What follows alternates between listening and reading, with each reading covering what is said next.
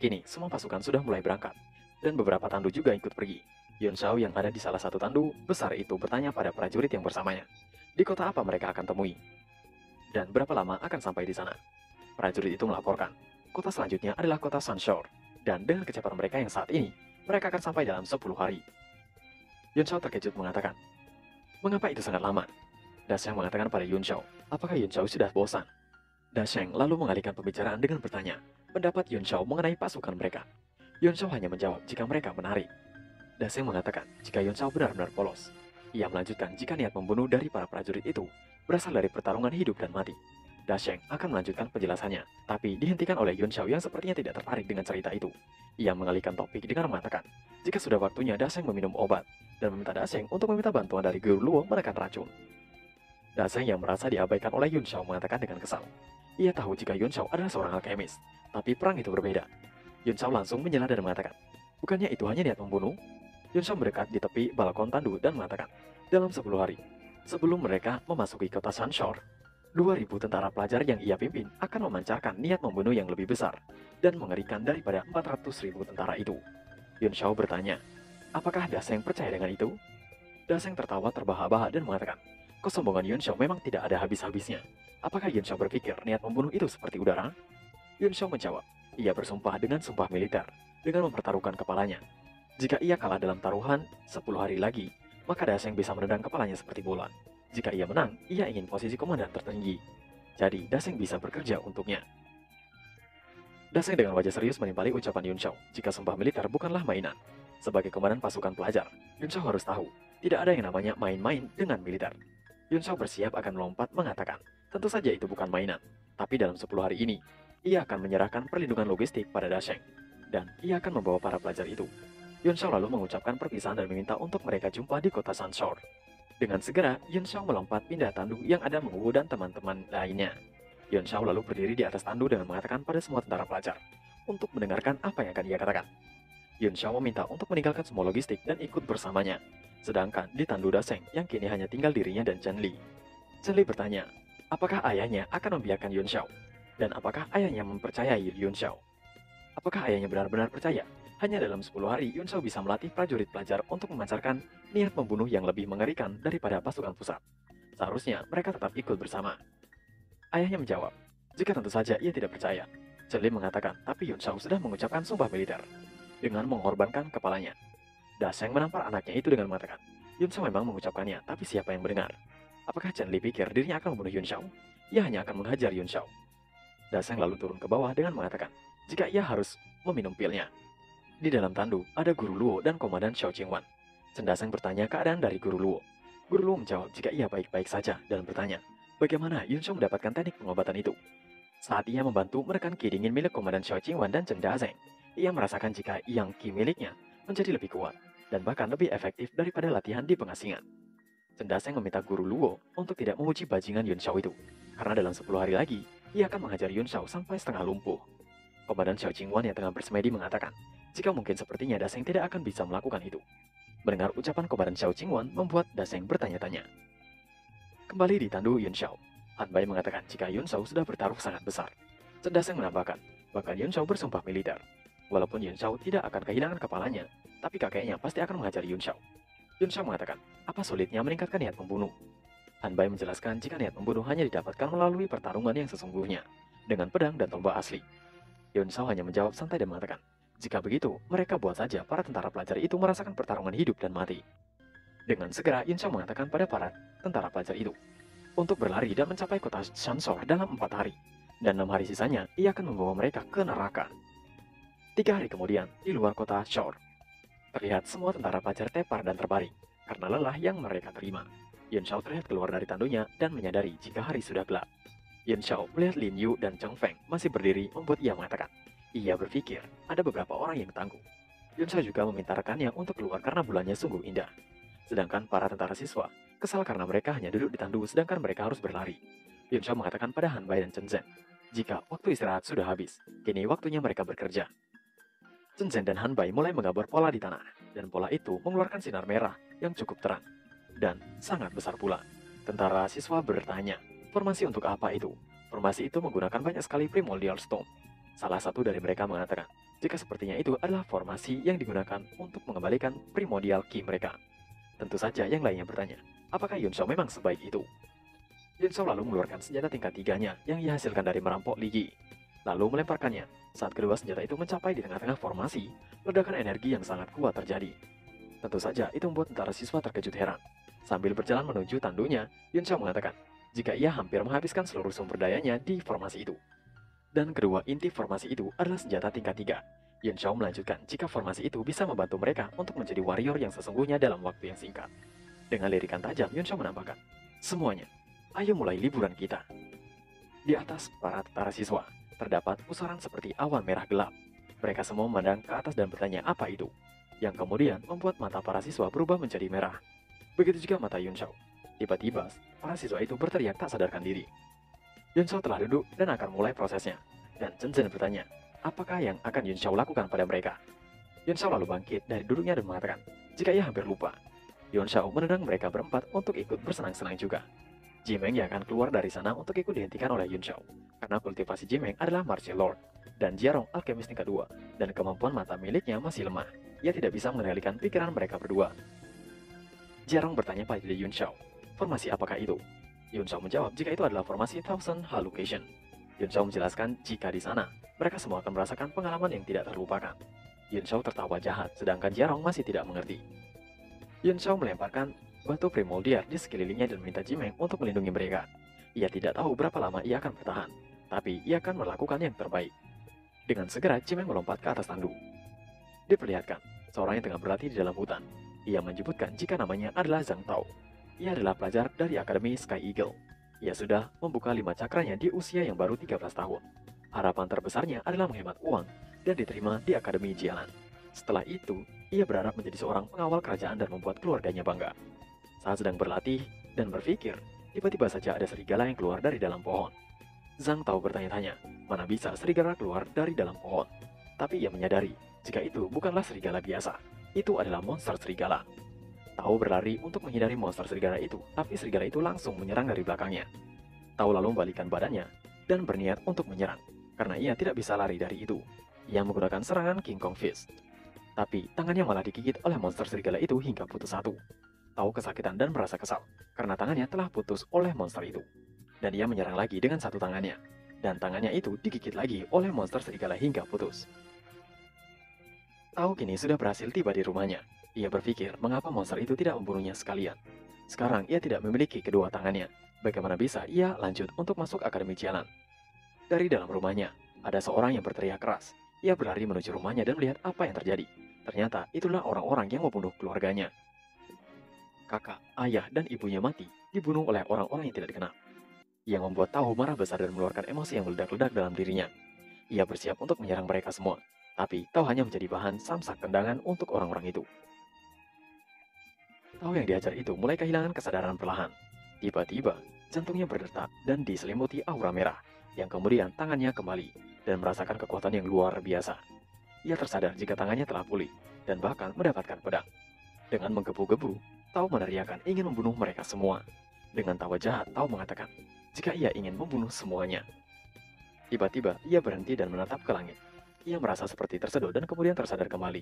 Dan kini, ia tengah bersama dengan para siswa yang lain. Ia terheran melihat semua murid tengah tegang dan menangis disertai teriakan. Semua siswa terlihat menangis haru dan ketakutan. Jiarong yang merasa sedih dalam hatinya mengatakan, reaksi mereka sangat dalam. Ia merasa senang karena Yun Shao tidak menyuruhnya untuk ikut masuk. Ia tidak mau merasakan pengalaman menarik itu. Yun Shao tersadar dan meminta Jiarong untuk membantunya masuk ke dalam untuk istirahat. Dengan pucat, Yun Shao minta untuk membiarkan para siswa itu menikmati tangisan mereka. Keesokan harinya, area dipenuhi oleh asap berwarna ungu. Ternyata itu adalah ulah Jiarong. Jiarong tengah mengipas sesuatu dan marah-marah untuk membangunkan para siswa yang tidur. Jiarong kesal karena harus membakar obat nyamuk semalaman, dan mereka semua malah tidur nyenyak. Pintu tandu terbuka. Ternyata itu adalah Yun Shao yang bertanya, apakah mereka semua bersenang-senang kemarin? Tatapan semua murid menunjukkan kemarahan dengan mengatakan, bersenang-senang pala lu. Sedangkan Jiarong merasa heran, padahal baru semalaman. Yun Shao kehabisan kekuatan jiwa, tapi sekarang sudah kembali pulih lagi. Kecepatan pemulihan yang sangat mengerikan. Yun Shao berjalan mendekati mereka dan mengatakan, ia tahu bahwa mereka semua marah padanya. Sebenarnya, ia tidak tahu apa yang mereka semua lihat kemarin. Tapi ia hanya bisa mengatakan, jika mereka semua lemah, Semua yang mereka lihat di dalam ilusi mungkin benar-benar akan terjadi. Tawa yang mendengar itu meyakinkan dirinya untuk terus bertambah kuat dan tidak akan membiarkan hal itu terjadi. Yun Shao menambahkan, walaupun itu hanya ilusi, tapi kebulatan tekad mereka semuanya nyata. Jika mereka semua ingin hidup dengan baik, jika mereka ingin melindungi kelemahan di hati mereka, maka mereka harus menjadi kuat dan harus terus berada di jalan bela diri. Jadi dalam waktu 5 hari lagi, Yun Shao akan mengajari mereka teknik niat membunuh yang bisa membuat mereka semua lebih kuat dalam waktu singkat. Yun Shao melanjutkan, jika teknik pedang mereka adalah lawan dari teknik niat membunuh, tapi semua teknik bela diri berhubungan. Semuanya akan kembali ke pemahaman bela diri. Yun Shao melirik ke arah Jimeng dan mengatakan, jika Jimeng juga bisa memperhatikannya. Yun Shao terus menjelaskan mengenai teknik niat membunuh. Mendengar Yun Shao menjelaskan tentang teknik itu membuat Jimeng dalam hatinya mengatakan, berdasarkan teknik mental, kalau kau cukup melihat niat membunuhmu, kau bisa menjadi 2 kali lebih kuat. Kemudian ia meyakinkan dirinya untuk tidak membicarakan dirinya sendiri. Jika ia bisa menggunakan teknik itu untuk melatih pasukan, maka nilai dari teknik itu tidak terbayangkan. Jimeng menatap wajah Yun Shao dan dalam hatinya mengatakan, apakah benar Yun Shao adalah seorang anak berusia 15 tahun? Yun Shao yang selesai menjelaskan itu mengatakan, jika dalam 5 hari mereka semua akan bertambah kuat. 30 orang yang menunjukkan perkembangan niat membunuh terbesar akan mendapatkan pil tingkat 3. Tentu saja hadiah yang dijanjikan Yun Shao membuat para siswa merasa senang dan bersemangat. Yang kemudian, Yun Shao melirik ke arah Meng Bai, yang membuat Meng Bai mundur ke belakang karena takut dan bertanya, apa yang masternya akan lakukan padanya. Dengan senang, Yun Shao mengatakan, ia akan naik menjadi martial warrior bintang 8 dengan racun Meng Bai. Yun Shao menyeret Meng Bai masuk ke dalam tandu untuk dihisap. 3 hari kemudian, para siswa sedang duduk untuk fokus berlatih. Dari dalam diri mereka, mengeluarkan aura hitam merah melambung di udara. Jimeng yang melihatnya terkejut, karena di udara, aura hitam yang dihasilkan oleh para murid membentuk sesuatu. Yun Shao yang sudah keluar dari berkultivasinya mengatakan, jika itu tidak buruk, mereka mencapai sejauh ini hanya dalam 3 hari. Sepertinya genjutsu yang dia berikan beberapa hari lalu benar-benar berhasil. Jimeng bertanya apakah itu. Yun Shao menjawab jika itu adalah jari dewa kematian yang dipenuhi niat membunuh. Itu membutuhkan level terdalam pemahaman teknik ini. Yun Shao meneruskan, jika jari dewa kematian itu masih belum stabil, itu masih dalam urutan paling dasar. Tapi sudah cukup bagus karena mereka hanya melakukan itu dalam 3 hari. Jimeng terkejut nama dari aura niat membunuh yang terbentuk di udara itu. Jimeng bertanya, berapa kuatnya kalau jari dewa kematian itu berhasil didapatkan? Yun Shao bertanya, didapatkan? Dan melanjutkan, sejauh ini belum pernah ada yang bisa mencapai level itu. Jika mereka bisa melakukannya, seharusnya mereka bisa membunuh Martial Heaven Sovereign puncak 9 dengan sekali serang. Yun Shao sambil berlalu mengatakan pada Jimeng untuk membuat mereka semua terus berlatih. Para tentara akan sampai dalam 2 hari, dan ia akan pergi ke kota. Jimeng membungkuk tanda mengerti. Jiarong dan Meng Bai sudah kayak mayat hidup karena diperas tenaganya. Mereka meminta untuk dibawa ke kota juga, karena sudah berusaha dengan keras. Yun Shao menghela napas dan menyetujuinya, dan meminta untuk panggil Meng Wu untuk ikut. Mereka bertiga ikut bersamanya. Tentu saja itu membuat Meng Bai dan Jiarong merasa sangat senang. Sambil berlalu, Yun Shao meminta untuk Jimeng mengawasi para murid. Jimeng menghela napas dan mengatakan, baru beberapa lama ia mengikuti Yun Shao, tapi sekarang Yun Shao sudah menjadi martial warrior bintang 8 saja. Di kota Sanshore. Kota Sanshore adalah jalur perdagangan, merupakan salah satu kota tersibuk di Tianshui. Saat sampai di gerbang kota, mereka dihentikan oleh penjaga yang meminta biaya masuk 200 koin perak per orang. Karena mereka berempat, maka itu dikenakan biaya 800 koin perak. Jika mereka tidak membayar, maka segera pergi saja dari sana. Tentu saja itu membuat Yun Shao dan kelompoknya kesal. Jiarong kesal dan bertanya, apakah mereka harus membayar hanya untuk masuk ke kota? Apakah ada peraturan seperti itu? Penjaga gerbang tadi masih meminta bayaran, tapi dihentikan oleh temannya yang membisikkan sesuatu. Dengan segera, penjaga tadi meminta Yun Shao dan lainnya masuk saja tanpa harus membayar. Setelah berada di kota, Jiarong mengatakan pada Yun Shao, jika para penjaga itu menyalahgunakan kekuasaan mereka untuk mendapatkan uang, itu adalah perbuatan ilegal. Yun Shao menanggapi santai dan bilang, ada banyak sekali tindakan ilegal di dunia ini. Apa menurut Jiarong dirinya bisa menghentikan semuanya? Para bawahan akan melakukan korupsi kalau pemimpinnya juga korupsi. Yun Shao bertanya, apakah Jiarong pikir uang itu akan langsung masuk ke dalam dompet mereka sendiri? Mereka itu harus menyerahkan 90% pada atasan mereka. Walaupun mereka berusaha menghentikannya, semua hal ini akan kembali ke situasi semula saat mereka pergi. Lebih baik mereka memperbaikinya pelan-pelan setelah Pangeran Yue naik tahta. Yun Shao sudah sampai di dalam dan sedang berada di apotek terbesar di sana. Yun Shao hanya menemukan sedikit obat yang dijual. Tidak bisa dibandingkan dengan ibu kota. Dan bahkan tidak ada pembuat obat di sana. Yun Shao minta untuk melupakan semua dan meminta untuk disiapkan 10 set ramuan herbal yang tertulis di kertas. itu pada petugas apoteknya. Petugas apotek itu mengatakan, jika hanya ada 8 Ancient Orchard yang tersisa, itu adalah bahan utama penguat tubuh, jadi harganya sangat mahal. Yuan Shao mengatakan ia akan mengambil semuanya. Saat pesanan Yuan Shao itu diletakkan di atas meja, ada seseorang yang memegang pesanan Yuan Shao itu dan mengatakan, jika ia akan mengambil semua Ancient Orchard. Karena ia sudah menggunakan semua ramuan penguat tubuhnya, jadi ia akan membuatnya lagi. Petugas apotek meminta maaf dan mengatakan jika Ancient Orchard-nya sudah terjual. Orang yang akan membeli itu bernama Wu Guang, yang dipanggil Tuan Muda. Wu Guang lalu melihat ke arah Yuan Shao dan ke arah Meng Wu. Wu Guang memegang pundak Yuan Shao dan mengatakan, jika ia akan menjual Ancient Orchard itu dan menyerahkan Meng Wu padanya, dan meminta untuk menyebutkan harganya. Yuan Shao mengatakan jika mereka bisa membicarakan harganya, tapi Yuan Shao takut Wu Guang tidak akan sanggup membayarnya. Wu Guang dengan sombong meminta petugas apotek mengatakan siapa Wu Guang sebenarnya. Petugas apotek itu mengatakan, jika Wu Guang adalah anak dari penguasa Sansor, dan orang yang di belakangnya adalah Zong Tai, murid alkemis tingkat tinggi. Yuan Shao tersenyum dan bertanya, siapa guru dari Zong Tai? Zong Tai balik bertanya, apakah Yuan Shao benar tahu dari nama para alkemis hebat? Zong Tai mengatakan jika tidak ada ruginya juga memberitahukan pada Yuan Shao. Jiarong dan Meng Wu hanya tertawa, beraninya seorang alkemis bertingkah sombong. Zong Tai dengan bangga memukulkan tangannya di dadanya mengatakan, jika ia mengikuti Lord Jiarong. Tentu saja, hal itu membuat Jiarong terkejut dan membuat Jiarong terlihat seperti badut di sana. Jiarong mencoba menjelaskan pada Yuan Shao, jika orang itu hanya berbohong. Jiarong juga bertanya pada Zong Tai, sejak kapan Jiarong memiliki murid sepertinya? Zong Tai mengatakan, jika bukan Jiarong yang merekrut dirinya, tapi ia adalah teman dekat murid Jiarong, si Yuan. Mereka sering membicarakan alkemis, jadi bagaimanapun ia merasa bisa dianggap sebagai murid Jiarong. Zong Tai bilang, bagaimana mungkin orang biasa seperti mereka bisa mengenal Jiarong? Wu Guang mengatakan pada Zong Tai mengapa ia berbicara seperti itu pada orang kampung. Wu Guang langsung bertanya harga dari Ancient Orchard dan Meng Wu pada Yuan Shao. Yuan Shao menjawab jika harganya cukup murah, barter saja dengan kepala Wu Guang. Wu Guang membentak beraninya Yuan Shao berkata seperti itu. Yuan Shao tanpa lama langsung meminta untuk Meng Bai dan Jiarong menghajar Wu Guang dan Zong Tai. Tanpa lama-lama juga Jiarong dan Meng Bai menghajar keduanya, dan ditambah dengan menginjak-injak mereka. Petugas apotek meminta mereka bertiga menghentikan itu. Yuan Shao juga meminta mereka untuk berhenti menghajar kedua badut itu. Kalau tidak berhenti, mereka akan mati. Dengan begitu, Yuan Shao pergi bersama rekannya. Petugas apotek itu mencoba melihat kondisi Wu Guang dan bertanya keadaan mereka. Tapi yang didapati adalah muka mereka berdua sudah babak belur bengkak sana-sini.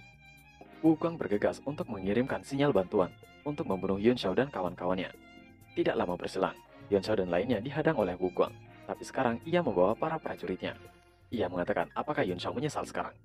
Muka Wu Guang diperban muter penuh. Ia berteriak akan membunuh Yuan Shao. Ketua tim prajurit itu adalah Ban Bang Bai. Dalam hatinya mengatakan, jika mereka berempat adalah seorang martial warrior, dan bahkan salah satunya bintang 8 martial warrior, mungkin mereka berasal dari keluarga besar, dan dia seharusnya tidak boleh mengambil resiko untuk menangkap mereka. Wu Guang meminta untuk Komandan Ban segera mengajar mereka, tapi mengapa malah diam saja, dan meminta juga untuk mengirimkan Meng Wu ke kamarnya. Ia akan membuat Meng Wu merasakan kenikmatan tiada tara. Komandan Ban lalu membuka suara mengatakan, apakah Yuan Shao tahu akan kesalahannya, dan meminta Yuan Shao untuk mengeluarkan semua pasukannya. Atau Yuan Shao akan mendapatkan konsekuensinya. Para prajurit itu mulai bersiap untuk menyerang. Yuan Shao bertanya apakah mereka akan melawannya. Wu Guang membenarkannya. Yuan Shao mengatakan jika memang mereka mau menghajar dirinya, lebih baik tunggu sebentar. Yuan Shao lalu melepaskan signal ke udara. Komandan Bai menyadari jika itu adalah Cloud Piercing Arrow, yang merupakan sinyal tertinggi di militer. Tiba-tiba tanah di sana bergetar hebat. Dari belakang terdapat kepulan debu memasuki jalan kota. Komandan Ban dalam hatinya mengatakan, jika sudah tamat riwayatnya, karena ia mengganggu orang yang tidak boleh ia ganggu. Kini kota Sansor dipenuhi oleh prajurit siswa dan mengepung kota Sansor. Wu Guang bergetar ketakutan dan bertanya siapa mereka. Wu Guang menangis meminta untuk Komandan Ban melakukan sesuatu. Yuan Shao mengatakan, ia sudah melakukan seperti apa yang mereka inginkan. Ia sudah memanggil semua orang-orangnya, jadi lebih baik mereka segera bertarung. Komandan Ban lalu turun dari kudanya dan bertanya, siapa Yuan Shao? Saat ini, Yuan Shao sedang ada di kota Sansor, daerah di bawah perlindungan hukum. Bagaimana Yuan Shao menggerakkan militer untuk kepentingan pribadi?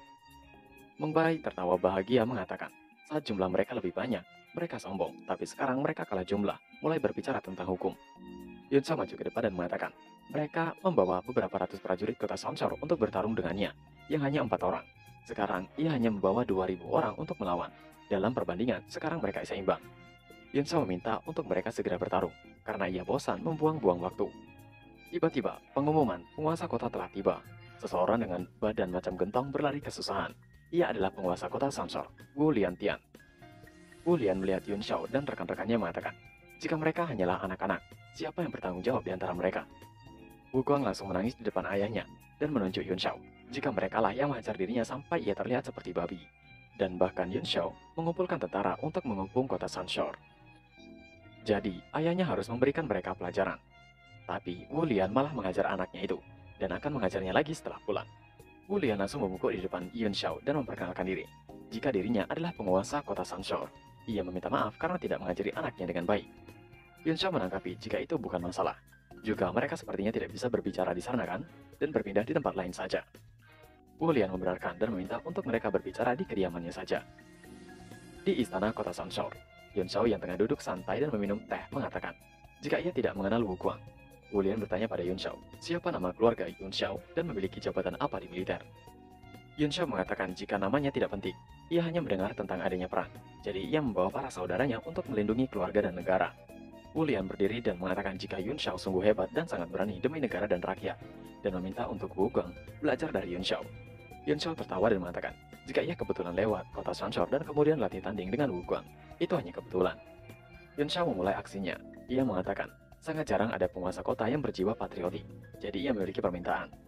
Wu Lian meminta untuk Yun Xiao mengatakannya, karena itu demi negara. Yun Xiao dengan senang hati mengatakan, penguasa kota bisa melihat kalau lebih dari 2.000 orang, tapi semuanya bertangan kosong tanpa persiapan apapun. Jadi Yun Xiao bermaksud untuk meminjam makanan dari tuan kota. Wu Lian mengatakan jika makanan di kota juga terbatas, jadi ia takut akan sulit meminjamkan makanan. Yun Xiao menimpali, kalau ditukar dengan uang juga bukan masalah. Dalam hati, Wu Lian mengatakan akhirnya Yun Xiao mengatakan niatnya. Wu Lian lalu bilang, jika demi rakyat dan negara, ia sebagai tuan kota tidak akan membiarkan mereka pergi dengan tangan kosong. Dengan semangat, ia akan memberikan 10.000 koin emas untuk membantu. Dalam hati Wu Lian mengatakan, jika mereka hanyalah seorang anak-anak, 10.000 koin emas harusnya cukup untuk menyingkirkan mereka.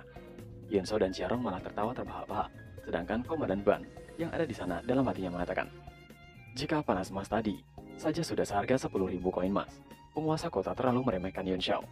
Yun Xiao mengatakan, jika penguasa kota terlalu dermawan, mereka memiliki 2.000 orang, mereka tidak bisa menggunakan uang sebanyak itu, dan ia akan membiarkan teman-temannya untuk mengambil sedikit. Jiarong lalu bangkit dan keluar. Wu Lian bertanya maksud dari Yun Xiao. Yun Xiao tidak menjawab dan hanya meminta Wu Lian meminum teh bersamanya. Di luar, terdengar suara berisik yang mengejutkan Wu Lian. Wu Lian berkeringat dingin mendengar hal itu karena khawatir. Komandan Ban mengatakan, jika ada banyak petarung kuat bersama dengan Yun Xiao. Wu Lian berdekat dan bertanya pada Yun Xiao. Yun Xiao tidak bermaksud untuk merampoknya kan? Yun Xiao mendengar pertanyaan itu langsung melirik dan bilang, untuk Wu Lian, tidak mengatakan hal sembarangan, nanti bisa mati. Di luar masih ada suara gaduh, dan Wu Lian masih mencoba mengatakan pada Yun Xiao, jika keluarganya itu miskin dan rapuh. Yang kemudian, Wu Lian menaikkan uang pemberiannya menjadi 100.000 koin emas. Yun Xiao langsung memukul meja dan mengatakan, kau pikir aku siapa, Wu Lian? Aku hanya mengumpulkan uang untuk militer dan menganggapku seorang perampok. Yun Xiao meminta untuk tidak menyalahkan dirinya karena berubah pikiran. Yun Xiao langsung memanggil orang-orangnya untuk masuk. Itu adalah Chen Zhen dan Han Bai. Mereka berdua langsung mengikat Wu Lian dan Wu Guang. Wu Lian memanggil Komandan Ban untuk membantunya, tapi Yun Xiao mengatakan, siapapun yang mengganggu akan kubunuh. Kata-kata Yun Xiao membuat Komandan Ban bergetar ketakutan. Wu Lian dan anaknya digantung setelah diikat. Tidak lama, orang-orang Yun Xiao membawa harta ke dalam kediaman Wu Lian itu. Terlihat banyak sekali harta yang hampir memenuhi lantai kediaman. Yun Xiao yang melihat jumlah harta itu mengatakan, jika harta itu lebih banyak daripada harta milik keluarga Li. Han Bai mengatakan, jika Wu Lian benar-benar kaya, setidaknya ada ratusan juta koin emas, dan mereka harus melaporkan itu dan memberikan hukuman. Yun Xiao bertanya, laporkan apa? Yun Xiao mengatakan jika penguasa kota sangat jujur dan baik, apakah mereka melihat ada harta di dalam rumah itu? Intinya mereka di sini berakting tidak melihat harta sama sekali di kediaman Wu Lian. Dengan begitu, harta jarahan akan menjadi milik pribadi, bukan kerajaan. Wu Lian teriak untuk mereka tidak mengambil harta itu, karena itu adalah milik pangeran pertama. Yun Xiao mengerti jika itu harta milik pangeran. Jika begitu, ia akan menjadi lebih sadis lagi. Yun Xiao mengatakan pada Han Bai, jika ia akan mengambil bebatuan untuk membuat material, harta yang tersisa tinggal sedikit, mereka bisa membagi sendiri obatnya. Itu adalah hadiah. Han Bai bertanya apa yang harus mereka lakukan pada Wu Lian. Apakah harus membunuh mereka karena mereka adalah pengikut pangeran pertama? Wu Lian meminta pengampunan. Mereka bisa mengambil semua harta tapi jangan membunuh dirinya. Yun Xiao melepaskan ikatan di tiang dan mengatakan, mereka sudah mengambil hartanya. Jika membunuh tuan kota maka akan berlebihan. Yun Xiao berlalu pergi dan bilang, untuk Wu Lian bekerja lebih keras untuk mengumpulkan harta, dan ia akan kembali beberapa tahun lagi. Setelah Yun Xiao pergi, Wu Lian meminta mereka untuk menulis surat kepada pangeran pertama. Prajurit yang membantunya membisikkan sesuatu pada Wu Lian yang membuat Wu Lian merasa senang, dan meminta prajurit itu untuk melaporkan apa yang terjadi pada Jenderal Chang. Berpindah pada pasukan Yun Xiao. Yun Xiao berdiri di depan dan meminta mereka semua untuk mendirikan kemah serta terus berlatih niat membunuh mereka. Tiba-tiba angin berembus kencang, dan tanah bergetar. Yun Xiao memerintahkan semua orang untuk bertarung. Chen Zhen bilang seharusnya ia tidak boleh membiarkan tuan kota itu hidup, karena sekarang membawa anggotanya untuk melawan. Han Bai mengatakan, jika ada yang salah, dan bertanya pasukan apa itu. Terlihat pasukan berkuda dengan menggunakan armor lengkap keemasan. Han Bai dan Chen Zhen bilang itu adalah pasukan Golden Lion. Bukankah mereka kehilangan kendali atas kota Whitehead? Kenapa jumlah mereka sangat banyak? Bukan cuma itu, mereka masih semangat dan berwibawa. Melihat dari peralatan dan kuda perang, mereka tidak terlihat seperti habis kalah perang. Apakah mungkin mereka melarikan diri? Jenderal pasukan Golden Lion, Chang Li Kun bertanya, siapa Yun Xiao dan pasukannya, dan mengapa beraninya merampok kota Sansor? Yun Xiao menjawab dengan maksud mengejek pasukan Golden Lion, jika mereka adalah orang yang lari dari garis depan setelah kalah perang, dan mereka datang ke kota Sansor untuk menegakkan kekuatan mereka. Mendengar ejekan itu, Chang Li Kun marah dan mengatakan, apakah Yun Xiao cari mati? Kemudian, aura membunuh pasukan Golden Lion memancar di udara membentuk kepala singa. Yang kemudian, Jimeng maju, yang membuat Chang Li Kun bertanya siapa mereka. Jimeng menyapa Chang Li Kun bahwa sudah lama mereka tidak berjumpa. Chang Li Kun tidak percaya jika Jimeng sudah menjadi Martial Lord. Jimeng menjawab jika ia sedang beruntung. Jimeng bertanya ada apa semua itu. Chang Li Kun mengatakan, karena mereka berada di bawah komando pangeran pertama. Ia ingin bertanya kenapa kelompok Jimeng merampok kota Sansor dan mengganggu Wu Lian. Jimeng mengatakan dengan bangga dan tegas jika ia tidak melayani pangeran tertua lagi, dan sekarang ia mengikuti Tuan Muda Yun. Dan urusan pangeran tertua bukan lagi urusannya. Chang Li Kun mengatakan, jika begitu ia tidak akan bersikap lembut lagi dan bertanya siapa Yun Xiao. Yun Xiao menjawab, jika ia adalah kepala logistik pasukan timur. Yun Xiao menjelaskan alasannya mengambil harta milik Tuan Kota Wu Lian. Dalam hati Chang Li Kun mengatakan, jika mereka baru saja menerima berita beberapa hari lalu, kalau ibu kota memerintahkan pasukan pusat untuk menyelamatkan kota Shining Gold, ia tidak menyangka akan bertemu secepat itu. Chang Li Kun bertanya, jika memang pasukan timur, mengapa jumlah mereka sangat sedikit? Yun Xiao menjawab jika urusan pasukan utama dirahasiakan, dan mereka hanya diperintahkan untuk mengumpulkan logistik. Tiba-tiba ada seorang di belakang Chang Li Kun yang memanggilnya, yang ternyata itu adalah Li Yi. Setelah mendapatkan bisikan setan, Chang Li Kun mengatakan, jika ia akan mengikuti perintah, beraninya Yun Xiao berbohong tentang perintah militer, pengumuman palsu, dan perampokan pejabat. Hukum yang pantas untuk Yun Xiao adalah kematian. Chang Li Kun memerintahkan pasukan untuk mulai menyerang. Itu adalah sesuatu yang gawat, karena pasukan 2000 akan menghadapi 400.000 pasukan. Dengan segera pasukan Golden Lion mulai maju untuk menyerang pasukan siswa. Li Yi berteriak, jika ia ingin tahu bagaimana caranya Yun Xiao mati hari ini. Pasukan Golden Lion menerjang ke arah pasukan siswa. Yun Xiao memberikan komandonya untuk prajuritnya menyebar dan membunuh prajurit Golden Lion satu persatu. Dengan segera prajurit siswa bersiap dan mengeluarkan aura membunuh mereka, yang membuat pasukan Golden Lion terkejut. Lin Yu dan Chen Feng menjadi duo dan menghajar para pasukan Golden Lion. Pasukan siswa berhasil menumbangkan satu persatu musuh mereka, yang membuat Chang Li Kun tidak percaya. Arena perang dipenuhi dengan suara teriakan dan hembusan angin yang kencang. Chang Li Kun teriak, apa-apaan itu? Pasukan siswa hanya seorang martial warrior. Bagaimana bisa sekuat itu? Chang Li Kun mencoba untuk meyakinkan dirinya. Walaupun mereka kuat, paling mereka hanya bisa melawan 100 musuh jika sendirian. Mereka tidak akan bisa melawan 400.000 pasukan. Dari atas, Yun Xiao memberikan pujian pada para siswa, dan memberikan komando untuk mereka menggunakan teknik aura membunuh, masuk dalam formasi dan pergi ke selatan. Semua siswa mengerti, dan mulai teknik aura membunuh. Dengan perlahan, sesuatu terbentuk di udara tepat di atas para prajurit siswa. Aura hitam pekat bercampur dengan warna merah. Aura membunuh itu mereka tujukan untuk menyerang pasukan Golden Lion.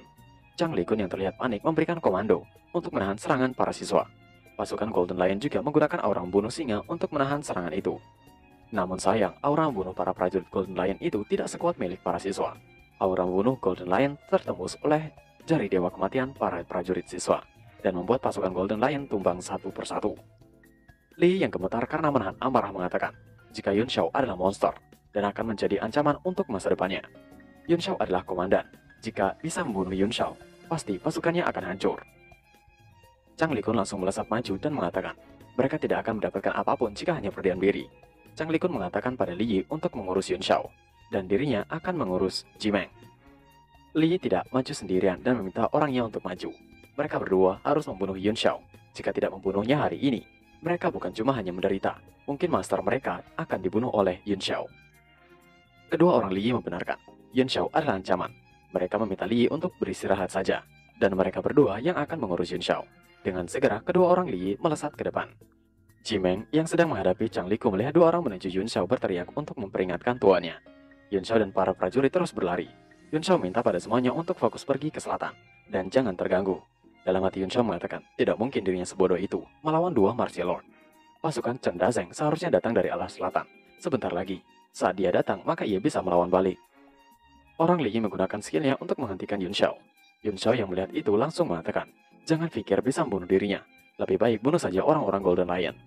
Yun Xiao langsung menggunakan skill Nether Sweep Moonwall dan menuju kerumunan para musuh. Tentu saja serangan orang-orang Li Yi juga mengarah pada pasukan Golden Lion dan membunuh mereka. Chang Likun berteriak untuk tidak membunuh orang-orangnya. Orang Li Yi mengatakan jika Yun Xiao sangat licik. Yun Xiao menggunakan prajurit Golden Lion sebagai tameng. Orang Li Yi terus mengajar prajurit Golden Lion satu persatu yang menghalangi jalannya. Chang Likun masih berteriak untuk tidak membunuh bawahannya, atau ia tidak akan segan-segan lagi terhadapnya. Chang Feng membukakan jalan untuk Yun Xiao dan pasukan yang lain agar bisa menuju ke selatan. Li Yi memberikan perintah pada dua orangnya untuk membunuh teman-teman Yun Xiao terlebih dahulu. Apakah Yun Xiao akan tetap sembunyi? Orang Li Yi langsung mengarahkan serangannya pada Chang Feng. Li Yi telah mengenyapingkan moralnya sebagai seorang ksatria hanya untuk membunuh Yun Xiao. Chang Feng mencoba untuk melawan balik menggunakan tekniknya. Tapi serangan Chang Feng dengan mudah dihancurkan oleh orang Li Yi. Chang Feng mengaktifkan Corrupting Spirit Disc untuk menerima serangan langsung. Tapi serangan Chang Feng tidak bisa menahan serangan orang itu yang membuat Chang Feng kalah hingga terpental mundur. Dan tubuh Chang Feng ditangkap oleh Lin Yu. Chang Feng sekarat dan bersimbah cairan merah. Tidak hanya sampai di situ, orang Li Yi menyerang ke arah Lin Yu. Lan Duo yang melihat orang itu menuju Lin Yu berteriak untuk pergi dari sana. Tapi dari belakang, Yun Xiao bersiap dengan pedangnya untuk menebas. Yun Xiao menggunakan Lotus Word Song, tapi tebasan itu masih bisa dihindari. Setelah mendarat di dekat Lin Yu, Yun Xiao meminta untuk Lin Yu membawa Chang Feng kepada Chiarong. Dengan segera, Lin Yu beralih untuk membawa Chang Feng sesuai perintah Yun Xiao. Orang Li Yi mulai melakukan serangan pada Yun Xiao dan mengatakan, sekarang akhirnya Yun Xiao bisa berhenti berlari. Serangan demi serangan Yun Xiao hindari menggunakan skill Nether Sweep. Orang Li Yi berteriak untuk Yun Xiao berhenti menghindar. Terima serangannya jika Yun Xiao adalah seorang laki-laki. Yun Xiao masih sempat-sempatnya menjawab apakah orang itu tidak tahu malu.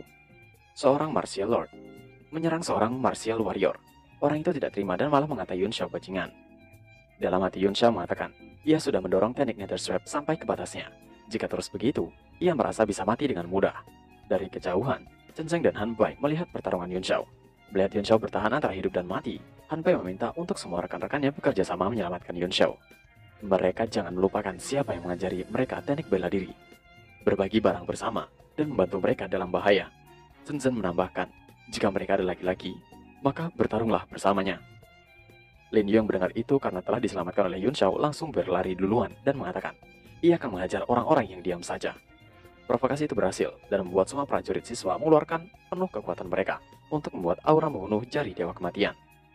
Dengan bersama-sama, semua prajurit berlari menuju untuk membantu Yun Xiao. Pasukan Golden Lion gemetar ketakutan melihat teknik para prajurit siswa, dan teknik para prajurit itu juga menghancurkan Chang Likun dan Jimeng yang sedang bertarung. Chang Likun yang melihat aura membunuh prajurit mengatakan, jika mereka semua adalah orang gila. Dari arah selatan, dentuman besar terjadi. Boom, boom, boom. Dan kepulan asap terbang ke udara. Chiarong yang sedang mengobati luka Chang Feng berteriak untuk mereka semua menghajar karena bala bantuan telah tiba. Para prajurit menuju arah Yun Xiao yang sedang bertarung dengan salah satu orang Li Yi dengan aura membunuh. Li Yi berteriak pada salah satu orangnya yang bernama Yu untuk membantu orang satunya lagi yang bernama Guang. Saat Guang akan melancarkan serangannya, dari atas serangan aura membunuh jari Dewa Kematian menghantamnya hingga ke tanah. Semua orang terkejut melihat serangan itu. Mereka merasa sangat tidak percaya dengan apa yang baru saja mereka saksikan. Setelah mengalahkan Guang, teknik aura membunuh para prajurit siswa menghilang secara perlahan. Terlihat para siswa kelelahan akibat teknik aura membunuh. Yun Xiao berteriak untuk mereka semua mundur dan jangan memperdulikan dirinya. Dalam hati Yun Xiao merasa khawatir, karena teknik aura membunuh jari Dewa Kematian menghabiskan semua aura membunuh dan Yuan Qi para siswa. Tapi hanya itu adalah satu-satunya cara agar mereka semua bisa mengalahkan seorang martial lord. Dan ada kabar baik juga dari hal itu. 400.000 pasukan Golden Lion takut dan tidak berani maju. Li yang melihat Gong tewas tidak percaya. Dengan amarah ia melesat maju dan akan membunuh Yun Shao. Dalam hati Li mengatakan jika Yun Shao adalah musuh bebuyutannya, jadi ia harus membunuh Yun Shao. Saat tebasan Li ditangkis oleh Yun Shao, ada seorang yang berteriak untuk menghentikan semua itu. Yun Shao mengejek Li dengan mengatakan, padahal baru beberapa hari, tapi Li sekarang sudah gak lincah lagi. Apakah Li belum terbiasa dengan satu tangan? Dalam hati Yun Shao bilang, untuknya bisa menahan mereka semua sebelum Komandan Xiao Qingwan tiba. Li mengatakan pada rekannya Yu untuk segera membunuh Yun Shao, karena Xiao Qingwan sudah akan segera tiba. Dengan segera, Yu dan Li bekerja sama untuk menyerang Yun Shao tak henti-henti. Dengan amat sangat, Yun Shao susah menghindari serangan mereka berdua yang bertubi-tubi. Tebasan demi tebasan Yun Shao terima. Dalam hatinya mengatakan, jika ia kewalahan melawan mereka berdua sekaligus. Pasukan Komandan Xiao Qingwan kini tiba. Daseng, Komandan Xiao Qingwan, dan Guru Luo berlari dengan kekuatan penuh untuk membantu Yun Shao. Kembali pada Li dan Yun Shao. Li mengatakan, jika tidak ada lagi yang bisa menyelamatkan Yun Shao kali ini. Yun Shao ditendang ke atas oleh Li dengan kekuatan penuh yang melampungkan Yun Shao. Li dan Yu dengan serentak menggunakan teknik mereka untuk menyerang Yun Shao yang tengah di udara. Tapi Yun Shao tidak kehabisan trik. Ia menggunakan teknik seperti barrier yang membungkus dirinya dalam bulatan cahaya biru. Dengan begitu, serangan Li tidak mencapai Yun Shao. Tentu saja itu membuat Li kesal dan tidak percaya. Daseng yang melihat mereka menyerang Yun Shao berteriak, kalau mereka sampai berani menyentuh seujung rambut Yun Shao, maka ia akan membunuh mereka semua. Guru Luo juga yang melihat Yun Shao di udara tak bisa mengatakan hal apapun. Yun Shao yang dari atas melihat kedatangan mereka hanya tersenyum dan mengatakan, jika ini sudah terlambat. Yun Shao melepaskan dirinya dari barrier. Yun Shao berdiri di udara, berdiri di atas tanah. Ci Yun Shao yang meningkat sangat pesat dan meluap-luap. Li yang melihatnya juga tidak percaya bagaimana mungkin. Ia berteriak apakah hal itu juga belum bisa membunuh Yun Shao. Li mengeluarkan sebuah pil dari sakunya yang berwarna ungu, dan kemudian memakannya. Hasil dari makan pil ungu itu membuat Li perlahan berubah menjadi seekor monyet besar. Ia mengatakan, ia tidak akan bisa tidur nyenyak sebelum membunuh Yun Shao. Li berubah menjadi seekor kera besar dan berbulu dengan dipenuhi kekuatan dalam dirinya. Daseng yang tengah berlari merasakan, jika kekuatan kera itu setara dengan Martial King. Guru Luo menyadari, jika yang Li gunakan adalah pil perubahan. Guru Luo mengingat ajaran dari masternya yang mengatakan, pil perubahan dibuat dari darah dan jiwa hewan. Dengan memakannya, seseorang bisa mendapatkan kekuatan iblis selama beberapa saat, tapi dia mempunyai efek samping yang mematikan. Jika tidak berhati-hati, tubuh akan bisa meledak dan membunuh penggunanya. Dalam hati Guru Luo meminta Yun Shao untuk terus bertahan sedikit lagi. Li Ye yang ada dalam bentuk kera itu tertawa karena ia sangat dipenuhi oleh kekuatan. Ia merasa jika bisa mengakhiri Yun Shao sekarang. Yun Shao yang terlihat sangat kelelahan, tapi dipenuhi ki dalam tubuhnya mengatakan, jika memang harus mengakhiri semua itu segera. Yun Shao mulai persiapannya, mengeluarkan semua jenis elemen sihir yang berputar di sekitarnya. Pertarungan Jimeng dan Chang Li Kun terhenti sejenak. Chang Li Kun yang melihat Yun Shao menyadari jika itu adalah lingkaran 4 elemen. Bagaimana bisa Yun Shao menggunakan itu? Hanya Martial Lord Realm keempat kuadran yang bisa menggunakan kekuatan itu. Angin berhembus naik ke atas menuju Yun Shao. Guru Luo menyadari sesuatu, melihat apa yang dilakukan Yun Shao. Yun Shao yang tengah konsentrasi itu berdiri tegak. Dalam pandangan Guru Luo, di belakang Yun Shao ada sesosok yang ia kenal. Itu adalah Gu Feiyang, yang membuat Guru Luo meneteskan air matanya. Di atas langit, angin dan awan berkumpul menjadi satu membentuk sebuah tangan yang menghantam Li Yi di atas awan. Sedangkan semua orang yang melihat itu tidak bisa berkata-kata dan hanya mengeratkan gigi mereka karena geram. Serangan Yun Shao itu menghantam Li Yi. Li Yi terlihat kesusahan menahan serangan Yun Shao. Tapi, ada hal kecil terjadi. Rekan Li Yi, Brother Yu merasa jika ia tengah ditarik oleh sesuatu. Kini, serangan Yun Shao sudah mendarat di tanah. Akibat benturan itu menghasilkan gelombang kejut dan udara menghempaskan orang di sekitar. Terlihat Yun Shao juga terlempar turun ke bawah. Jimeng yang melihat tuannya segera berlari untuk menangkap masternya itu. Komandan Xiao Qingwan berlari menuju Yun Shao dan bertanya kondisi dari Yun Shao. Apakah Yun Shao baik-baik saja? Terlihat Yun Shao tengah berbaring di atas pangkuan Jimeng dan mengatakan, kalau Guru Luo memeluk dirinya, maka ia akan baik-baik saja. Guru Luo yang mendengar perkataan Yun Shao mukanya memerah malu dan mengatakan, jika Yun Shao itu mesum. Guru Luo membalik badannya karena malu, sedangkan Dasheng tertawa mengatakan, Yun Shao masih bisa menggoda wanita di saat keadaan seperti itu. Sepertinya Yun Shao memang baik-baik saja. Ekspresi Dasheng langsung berubah dan mengatakan, saat ini adalah waktunya untuk mengurus yang tersisa. Dasheng dan siswa lainnya mendekati bekas serangan yang dilancarkan Yun Shao. Para siswa terkejut karena itu bukanlah seekor kera yang terkena serangan Yun Shao. Itu adalah Yu, rekan Li Yi, yang bisa dipastikan Li Yi kabur dan menggantikan dirinya dengan Yu di detik-detik terakhir. Chang Li Kun tidak percaya bagaimana Li Yi bisa pergi, bahkan ia tidak bisa melihat pergerakannya. Chang Li Kun kini dikejutkan oleh kedatangan 3 komandan yang mendekatinya. Ia merasa sekarang dalam masalah besar. Masing-masing prajurit kini berbaris rapi menunggu untuk instruksi selanjutnya. Terlihat Yun Xiao tengah dibantu berjalan oleh Chiarong. Daseng bertanya pada Yun Xiao bagaimana cara mengurus mereka. Chang Likun mengatakan jika dirinya adalah jenderal pasukan Golden Lion. Ia ditugaskan untuk menyelidiki dan menangkap pencuri oleh penguasa kota Sanshore. Apa hak mereka untuk menghukumnya? Chang Liku yang khawatir dalam hati mengatakan, tidak masalah apapun itu. Saat ini ia hanya harus mencari alasan logis. Juga ia memiliki pangkat tertinggi. Ia berharap Yun Xiao dan yang lainnya tidak mengganggunya. Yun Xiao balik bertanya, hak kami? Yun Xiao menunjuk dan mengatakan untuk memberitahu hak mereka. Jimeng dengan segera melesat ke depan menghantam Chang Likun, yang kemudian dilanjutkan dengan menghajar dan menghajar tanpa ampun. Chang Likun meminta untuk menghentikan serangan itu tapi tidak dihiraukan oleh Jimeng. Tapi saat Yun Xiao minta untuk berhenti, Jimeng dengan patuh menghentikan serangannya. Yun Xiao bertanya, apakah sekarang Chang Likun mengerti? Chang Likun mengatakan jika ia mengerti. Yun Xiao menambahkan, Chang Likun sudah tua, tapi masih harus dipukul untuk mengerti. Tapi setidaknya Chang Likun tahu penyebab kematiannya. Chang Likun dengan panik mengatakan, apakah Yun Xiao akan membunuhnya? Dirinya, Chang Likun adalah pejabat tinggi dan seorang jenderal yang melindungi negara. Bagaimana dengan istana? Apakah istana menyetujuinya? Yun Xiao dengan raut muka intimidasi mengatakan, jika hukum dan mereka bukanlah apa-apa di matanya. Tapi Chang Likun sudah hampir membunuhnya. Jadi Chang Likun harus dihukum mati. Mendengar itu, Jimeng sudah bersiap dengan pedangnya. Sedangkan Chang Likun berteriak jika dirinya adalah seorang martial Lord 4 kuadrat. Kalau Yun Xiao tidak membunuhnya, maka ia akan bersumpah setia. Daseng dalam hatinya mengatakan, jika Chang Likun tidak diragukan lagi, dia adalah orang kuat dan martial lord yang dimiliki oleh Tianshu. Kalau Chang Likun bersumpah setia, maka akan menjadi bantuan yang hebat bagi mereka. Tapi berbeda dengan pemikiran Yun Xiao. Yun Xiao mengatakan, di jalan bela diri, seorang martial lord bahkan tidak meninggalkan goresan apapun. 3 komandan yang ada di sana tertegun mendengar kata-kata Yun Xiao. Yun Xiao berteriak, eksekusi. Dengan secepat kilat, Jimeng langsung memenggal kelapa Chang Likun, tanpa keraguan sedikit pun. Kemudian Daseng berteriak pada pasukan Golden Lion, jika Chang Likun menyalahgunakan posisi untuk keuntungannya sendiri dan bekerja sama dengan musuh, seharusnya Chang Likun perlu mati ratusan kali untuk menebusnya.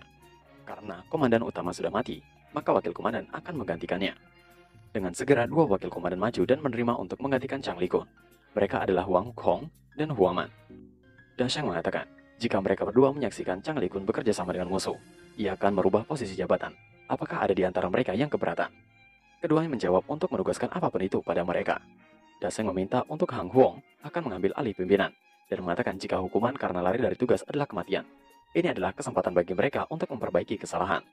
Memerintahkan mereka untuk kembali ke garis depan dan melindungi tanah air. Suara gemuruh dari komandan Golden Lion kembali menggelegar mengatakan, memperbaiki kesalahan dan melindungi tanah air. Sins berpindah di kediaman penguasa kota Sanshore. Terlihat Wu Lian tengah gelisah. Ia bertanya pada komandan prajuritnya, apakah menurutnya komandan Chang bisa mendapatkan kembali hartanya? Wu Guang menjawab, tentu saja bisa. Chang Likun adalah komandan pasukan Golden Lion, seorang Great Martial Lord. Wu Lian melemparkan sesuatu ke arah Wu Guang dengan mengatakan jika ia tidak bertanya padanya. Ia hanya bertanya pada komandan Ban. Komandan Ban mengatakan, jika mendapatkan kembali seharusnya bukan masalah, tapi komandan Chang Likun akan meminta bagiannya. Wu Lian memegang kepalanya dan pusing mengatakan, ia sudah tahu akan hal itu, tetapi itu akan jauh lebih baik daripada kehilangan semuanya. Wu Lian dengan geram mengatakan, jika ia berharap Chang Likun bisa membawa Yun Xiao hidup-hidup. Tiba-tiba ada seorang yang melapor, jika pasukan Golden Lion telah kembali. Wu Lian juga bertanya dengan kesal, apakah ada yang melihat para bajingan itu bersama pasukan?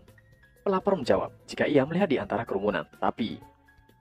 Orang itu belum selesai dengan laporannya, tapi Wu Lian dan Wu Guang langsung berlari untuk melihat dan akan mematahkan tulang-tulang mereka. Dengan segera Yun Xiao datang dan menebas mereka berdua. Ia juga bilang tidak perlu pergi untuk menemuinya.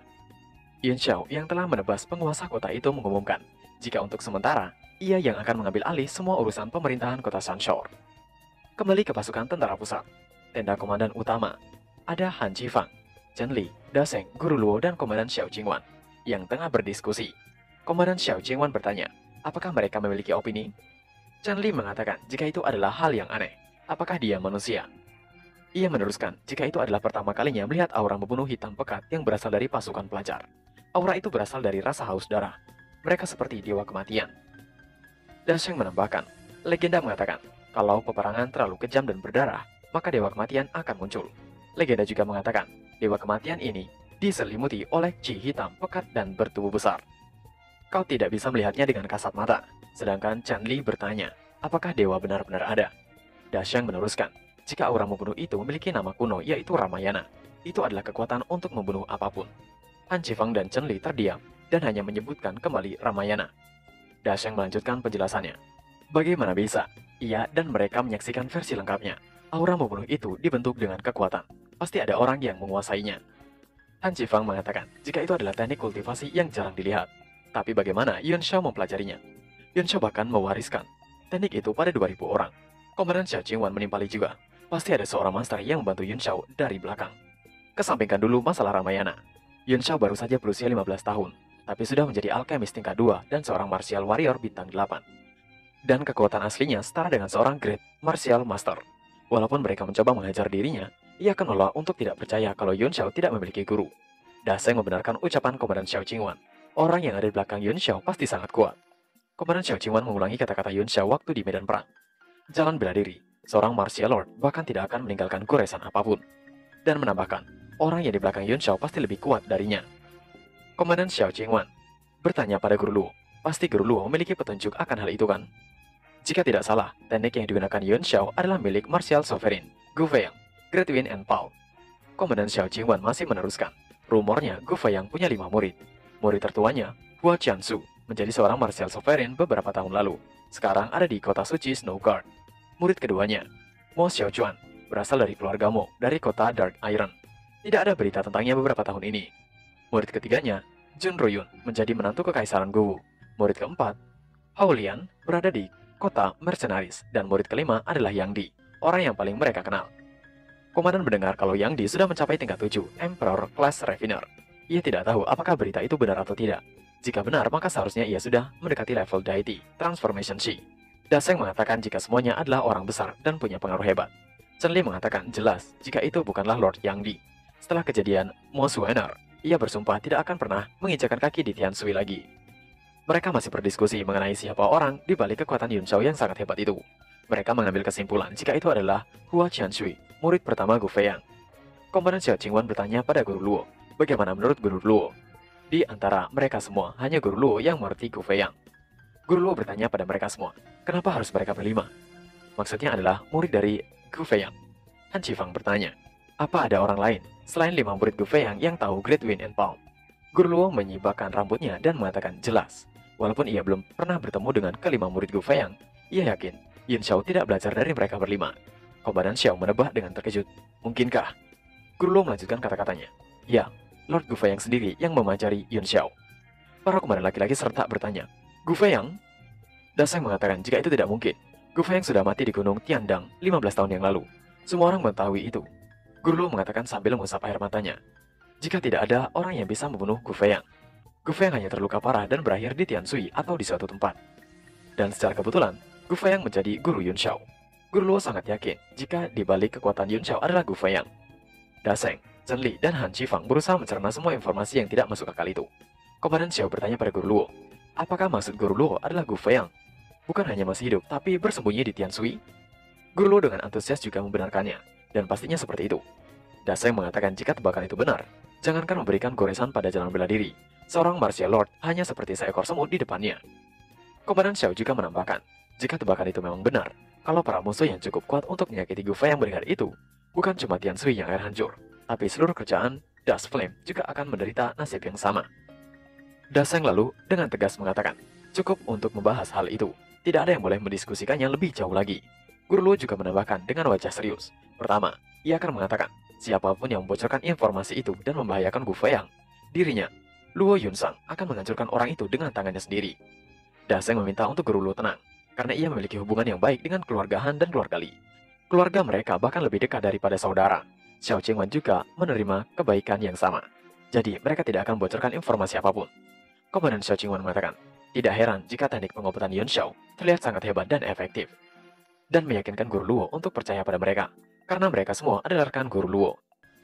Kemudian ada seorang prajurit yang melapor, jika sebentar lagi, mereka akan sampai di kota Goodwater. Jadi mereka harus berhenti atau melanjutkan. Daseng mengatakan jika penguasa kota Goodwater, Zhou Hangguang juga bekerja untuk pangeran pertama. Masuk ke kota itu akan dirasa tidak baik. Daseng memerintahkan prajurit untuk memutar dari kota. Tapi Jimeng menghentikan dan mengatakan kalau Yuan Shao mau tentara beristirahat dan berharap kalau jenderal mengizinkan. ia dan pasukan pelajar untuk masuk dan meminta beberapa persediaan. Daseng bertanya, meminta persediaan? Apakah persediaan mereka sudah habis? Jimeng sedikit ragu untuk mengatakannya dan meminta untuk Daseng menunggu sejenak. Yang kemudian ia mengatakan pada Daseng dengan tertawa, "Hehe, kami hanya meminjam beberapa uang pangeran tertua waktu itu, dan akan mengembalikannya suatu saat nanti." Melihat tingkah Jimeng yang mirip dengan Yun Xiao, para komandan mengatakan, jika itu pasti dicontohkan oleh Yun Xiao. Chen Li berusaha marah mendengar itu dan mengatakan, jika mereka adalah tentara yang patuh akan hukum dan keadilan, mereka seharusnya bukan merampok. Bagaimana bisa? Belum menyelesaikan kata-katanya, Daseng menghentikan Chen Li. Daseng mengatakan, perang perebutan tahta sedang terjadi. Dengan melakukan hal itu, mereka bisa memberikan pukulan pada lawan, yaitu pangeran tertua, dan akan mendapatkan manfaat dari itu juga. Daseng memberi waktu mereka 1 dupa. Jimeng dengan percaya diri mengatakan, jika mereka akan menyelesaikan sebelum waktu itu. Chen Li merasa jika jenderal memperlakukan Yuan Shao dengan terlalu baik. Di kota Goodwater, di hari itu penguasa kota Zhou Hangguang menerima selir ke-27. Banyak tamu yang memberikan hadiah dan memuji mereka, dan semuanya menyambut gembira. Saat sedang berbahagia menggelar pestanya, Zuo mendapatkan laporan dari bawahnya jika mereka dalam masalah. Banyak tentara yang tiba-tiba muncul. Tidak lama, datanglah Jimeng dan pasukan yang lainnya. Jimeng mengatakan jika pasukan timur kebetulan lewat dan datang untuk meminta persediaan. Jimeng meminta untuk Zuo Guang melanjutkan saja pestanya, dan ia akan mengurus bisnisnya sendiri, yaitu merampok. Dengan segera semua prajurit mulai mengambil semua barang-barang berharga dan harta milik Zuo Hangguang. Tentu saja itu membuat Zuo tidak terima dan memberitakan bawahannya untuk menangkap mereka. Tapi Jimeng dengan segera menebaskan pedangnya ke arah Zuo Hangguang. Tebasan itu membuat bangunan di belakang terbelah dan tinggal setengah. Zuo Hangguang langsung kena mental dibuatnya. Jimeng mengatakan jika serangan itu untuk pangeran tertua Qin Yang. Tidak lama, Jimeng melapor ke para jenderal jika sudah bisa melanjutkan perjalanan lagi. Daseng bertanya berapa banyak koin emas yang mereka dapatkan.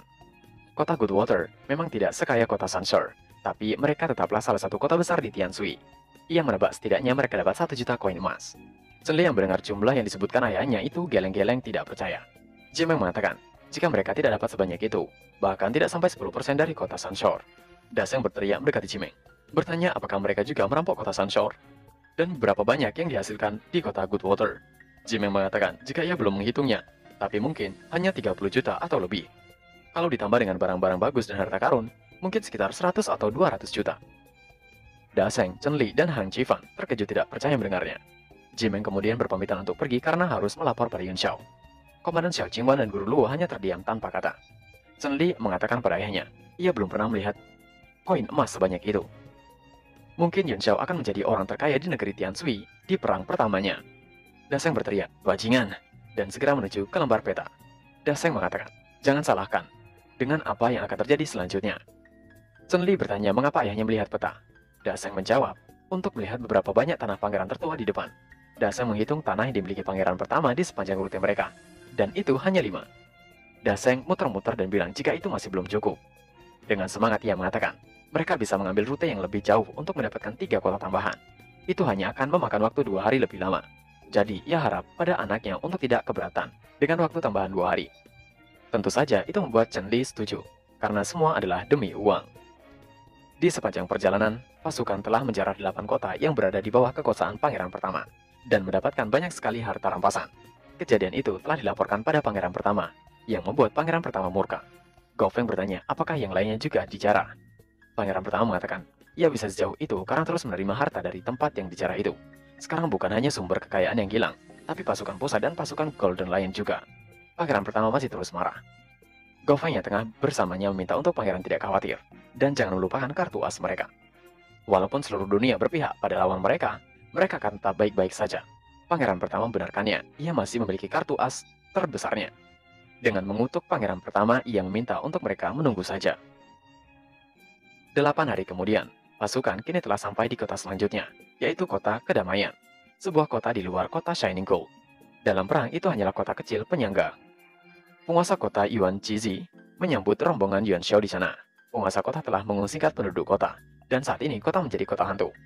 Saat sedang berdiskusi, Yuan Xiao tiba di sana juga dan meminta maaf karena sedikit telat. Guru Luo langsung menghampiri Yuan Xiao dan bertanya, apakah Yuan Xiao sudah pulih? Tapi sikap Guru Luo berbeda yang membuat Yuan Xiao merasa sangat aneh. Dalam hati Guru Luo mengatakan, karena Yuan Xiao adalah murid Gu Feyang, maka ia harus melindungi dan peduli pada Yuan Xiao. Tapi Yuan Xiao sendiri sangat khawatir. Ia bertanya-tanya apakah Guru Luo sudah mengetahui identitasnya. Beberapa komandan juga membuat ekspresi yang mencurigakan bagi Yuan Xiao. yang membuat Yun Shao langsung mengangkat bangkunya untuk duduk di samping Da Sheng, dan tidak mau duduk di antara Komandan Xiao Qingwan dan Guru Luo. Mereka mulai berdiskusi panjang lebar mengenai musuh dan wilayah yang diambil alih, yang membuat Yun Shao menarik kesimpulan. Jika tebakannya memang benar, musuh pasti sudah mengambil alih kota Shining Gold. Dan sejujurnya, ia memikirkannya satu kemungkinan. Tujuan sebenarnya negara Hundred Battle bukan untuk mengambil alih kota atau tanah. Da Sheng membenarkan hal itu, dan sekarang mereka harus memastikan pergerakan musuh yang sebenarnya. Da Sheng memerintahkan untuk mengirim 300 tentara elit menjadi mata-mata. Da Sheng memintakan tuan kota untuk membawa pengawal dan atur persediaan. Sisanya kembali ke pos masing-masing. Setelah pertemuan selesai, Yun Shao menuju penginapannya, tapi ia tidak sendiri. Ia didampingi oleh Guru Luo. Yun Shao merasa tidak nyaman dan mengatakan, jika mereka sudah sampai di halaman, ia bisa mengurus dirinya sendiri dan minta untuk Guru Luo kembali saja. Guru Luo mengatakan jika ia belum menemukan tempat tinggal, dan karena tempat Yun Shao terlihat cukup besar, maka ia juga akan tinggal di sana. Yun Shao mengatakan, maka itu akan menjadi masalah. Yun Shao meneruskan, jika rumah itu sudah penuh. Tiba-tiba Meng Wu keluar dari kediaman dan mengatakan, tidak apa-apa, Guru Luo bisa tidur bersamanya. Yun Shao sepertinya marah dengan berteriak, jika kasur Meng Wu cukup luas, kenapa tidak ia saja yang tidur bersama Meng Wu? Ia juga belum menemukan tempat tidur. Mendengar itu membuat Meng Wu berlari dan menangis, mengatai Yun Shao adalah bajingan. Sedangkan Guru Luo mengatakan, jika sepertinya Yun Shao tidak suka jika dirinya ada di sana. Yun Shao mengatakan dengan gagap jika bukan seperti itu maksudnya, yang kemudian meminta Guru Luo untuk segera masuk. Guru Luo mengajak Yun Shao masuk karena ada sesuatu yang ingin dibicarakan. Yun Shao mempersilahkan Guru Luo untuk duduk dimanapun. Tapi Guru Luo langsung menutup pintu penginapan itu. Tentu saja hal itu membuat Yun Shao keringat dingin. Bahkan Guru Luo menambahkan segel kedap suara. Yun Shao bertanya-tanya apa yang akan Guru Luo lakukan. Apakah Guru Luo sudah mengetahui identitas aslinya? Yun Shao memikirkan berbagai kemungkinan hingga overheat. Atau apakah Guru Luo memaksanya untuk berbuat enak-enak? Melihat Guru Luo dalam hati, Yun Shao mengatakan, untuk melupakan semuanya, kultivasinya masih lebih rendah dibandingkan Guru Luo. Ia hanya bisa pasrah dan membiarkan Guru Luo melakukan keinginannya. Guru Luo melepas jaketnya dan mendekati Yun Shao. Guru Luo bertanya mengapa Yun Shao tidak melihat dirinya. Yun Shao menjawab jika ia sangat gugup. Karena itu akan menjadi pertama kalinya bagi Yun Shao. Tapi sepertinya Guru Luo memang sudah siap mental. Guru Luo melepas kacamatanya dan membenarkan pernyataan Yun Shao. Ia sudah lama memikirkan hal itu. Yun Shao membuka bajunya dan mengatakan, jika Guru Luo memang hebat, ia merasa sangat gugup dan mereka harus segera menyelesaikannya. Guru Luo melihat Yun Shao melepas satu persatu pakaiannya terkejut dan bertanya, apa yang Yun Shao akan lakukan? Yun Shao menjawab, jika Guru Luo tidak membuka pakaian? Yun Shao menghentikan pertanyaannya dan mengganti dengan kata-kata lain. Sambil membuka ikat pinggang Guru Luo, Yun Shao mengatakan, jika laki-laki memang harus memiliki inisiatif dan lebih aktif. Hal yang harus ia lakukan adalah membantu Guru Luo membuka pakaian. Tapi Yun Shao tiba-tiba merasakan perasaan aura pembunuh yang kuat. Guru Luo terlihat sangat marah, telah memegang senjatanya, dan mengayunkan pada Yun Shao. Yun Shao keringat dingin menangkis serangan itu. Serangan itu juga membelah tanah dan menghancurkan penginapan. Setelahnya, Guru Luo mengatakan pada Yun Shao, kalau Yun Shao bukan murid dia, ia pasti sudah akan membunuh Yun Shao. Yang kemudian Guru Luo pergi dari sana. Yun Shao masih terbaring bertanya-tanya sendiri, sebenarnya apa yang Guru Luo mau? Apakah Guru Luo pikir kalau dirinya adalah murid dari Gu Feyang? Tidak heran, ia dihajar tanpa ampun olehnya. Setelah insiden itu, Yun Shao fokus dengan kultivasi selama beberapa hari kemudian. Yun Shao yang tengah berkultivasi mengatakan, walaupun ia terluka karena Guru Luo beberapa hari yang lalu, ekstrim Yang Qi yang diserap oleh tubuhnya sangat berguna untuk menyembuhkan luka-luka itu. Itu seperti yang ia pikirkan dari Nine Yang True Qi, harta karun istana Heavenly Knight. Dulu, Chu Hongyan mengatakan, kalau saat pertama kali seorang perempuan yang berkultivasi Nine Yang True Qi mantap-mantap dengan seorang laki-laki, maka dia akan meninggalkan serpihan True Qi di tubuh pasangannya itu. Yun Shao jadi penasaran, siapa yang bakal beruntung bisa mantap-mantap dengan Guru Luo. Yun Shao juga melatih soul powernya di dunia alam bawah sadarnya, atau disebut alam dewa. Yun Shao tiba-tiba terkejut, karena teknik Godly Evolution menghilang. Ia bertanya-tanya apa yang terjadi. Tiba-tiba juga merasakan perasaan tekanan hingga membuatnya terkejut. Ada sesuatu yang datang di belakangnya. Saat menoleh, Yun Shao menyadari jika itu adalah True Soul Phoenix. Yun Shao masih bertanya-tanya karena tidak percaya apakah benar-benar ada Soul Phoenix di dunia dewa. Phoenix adalah makhluk mitologi di dunia. Ia belum pernah melihatnya bahkan di kehidupan sebelumnya. Tapi Yun Shao yakin dirinya jika itu hanyalah bayangan. Karena legenda menceritakan kalau True Soul bisa melompati ruang dan waktu. Dan tidak mungkin dia terjebak dalam artefak itu. Tiba-tiba Yun Shao merasakan ada yang aneh saat Jimeng datang untuk memanggil dirinya. Beralih di ruang pertemuan, terlihat suasana menjadi suram. Yun Shao yang baru saja sampai di sana bertanya apa hal yang terjadi. Da Sheng menceritakan kondisinya. Ia telah mengirim 5 kelompok, tapi ia kehilangan kontak dengan mereka semua. Dan ia memberikan 2 kelompok terakhir membawa Cloud Piercing Arrow. Jika terjadi hal yang berbahaya, mereka tinggal mengirim sinyal bahaya. Tapi mereka belum kembali dan kehilangan kontak lagi.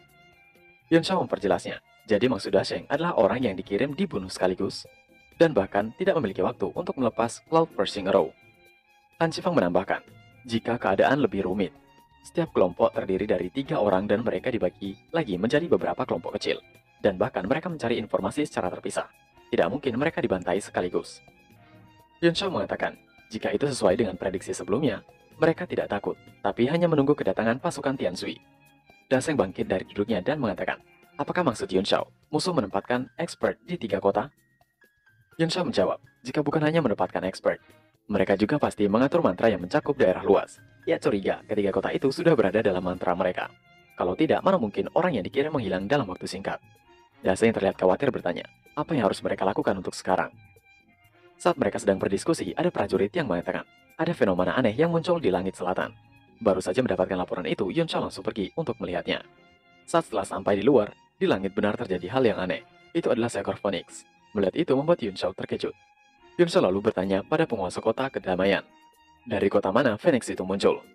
Penguasa kota menjawab itu muncul dari kota Phoenix. Ketiga kota itu berada di pegunungan Phoenix. Memang ada rumor yang mengatakan, jika terdapat seekor Phoenix di pegunungan.